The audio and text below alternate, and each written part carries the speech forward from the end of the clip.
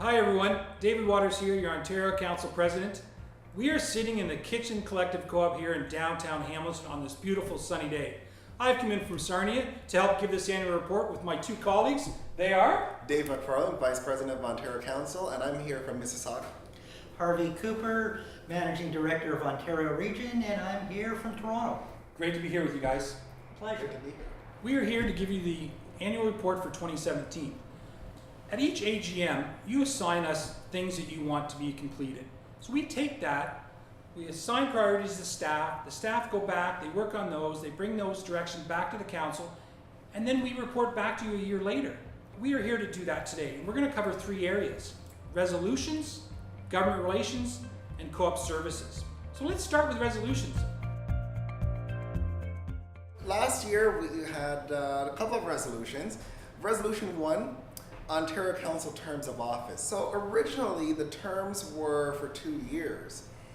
The resolution was passed and now the terms are for 3 years. And the purpose of that was really to align our terms of office with the terms of office of the board, of the national board. Second resolution that we want to talk about is the You Hold the Key campaign resolution. And the You Hold the Key campaign is quite the success. We were able to make a lot of progress on the work that we've done since the resolution was passed. I think we should talk a little bit more about the government relations work that we've been doing. Yes, there's been a lot. Our government relations work is really important to the sector. We want to make sure that all three parties recognize co-op housing and become part of their platform going forward. We've launched a new campaign called Open the Door to Co-op Housing, and that's a key component going forward. At Co-op Housing Day, we spoke with all three parties throughout the day and had a lot of successful meetings. Our reception evening was well attended by politicians, including the Premier. She took the time out of her busy schedule to spend about an hour with us, which was fabulous. And we were able to talk housing with her. So that was an important progress on the front of affordable housing. A very busy year on the government relations front.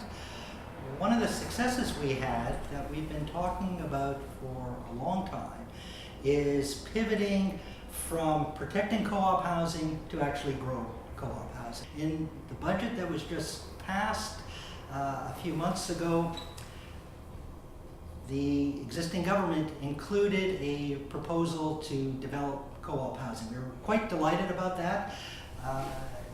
The NDP included it in their platform as well, and we've also spent significant amount of time talking to the Progressive Conservatives. So we are confident that whoever is forming the new government, that co-ops will be an important component of whatever new affordable housing is built. And just as federal co-ops in this province and across the country, a number have come out of their operating agreements, some are coming out of their agreements. The provincial co-ops, while we no longer have agreements, we're in the statutes, they do have a mortgage that ends. And nobody is quite clear when that mortgage ends, what happens to that funding program. So our staff, led by the direction of the council, has spent a substantive amount of time working with the province and service managers to try to get a system in place when those mortgages end that is much more streamlined and a lot more straightforward for the co-op managers. So we're pleased that the province has initiated this work a few years out from the mortgage ending. That can only stand us in good stead. And we want to thank all the co-ops that actually came out to the provincial consultation that happened just a couple months ago throughout the province. There was about 7 regional meetings. They were in the north, the south, central, eastern Ontario, and at every one of those events, the co-op voice was strong and clear, and we thank you for that. Thanks, Harvey.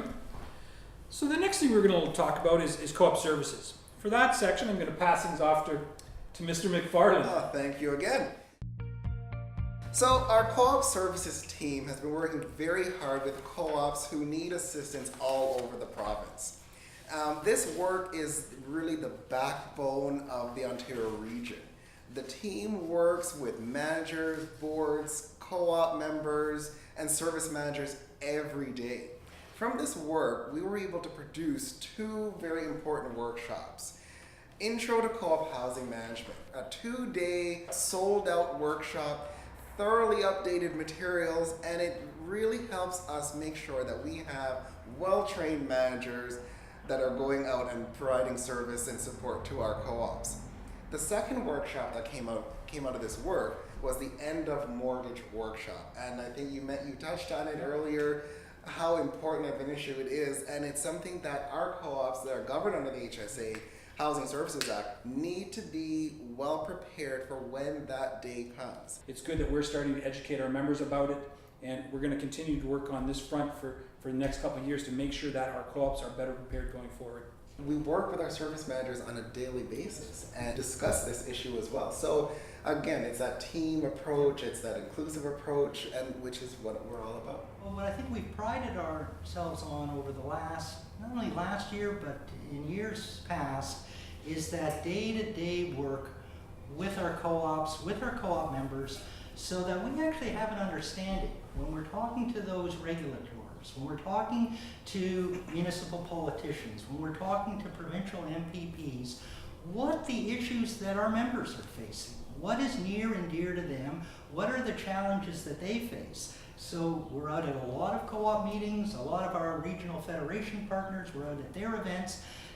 Day to day, we hear quite a bit from our membership in terms of what things they want to see us pay some attention to.